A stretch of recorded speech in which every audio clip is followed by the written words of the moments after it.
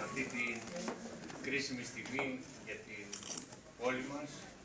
Ξεκινάμε τον αγώνα δυνατά και πιστεύω ότι η ευκαιρία που μας δίνεται είναι στο να κάνουμε κάτι για αυτή την πόλη, για να μπορέσουμε επιτέλους να δώσουμε κάτι παρακαταθήκη στα παιδιά μας.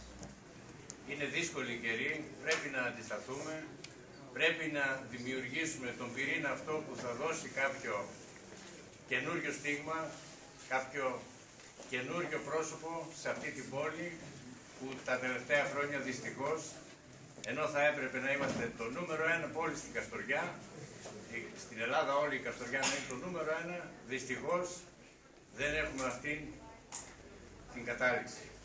Θέλω να ζητήσω από όλους να στηρίξετε αυτή την προσπάθεια για να μπορέσουμε στους επόμενους μήνες που έρχεται να διεκδικήσουμε το Δήμο και αφού καταλάβουμε το Δημαρχείο και πάρουμε την Δημαρχία της Καστοριάς, να δώσουμε επιτέλους το νέο στίγμα σε αυτή τη διοίκηση με νέους ανθρώπους που χρειάζεται αυτή τη στιγμή η πόλη.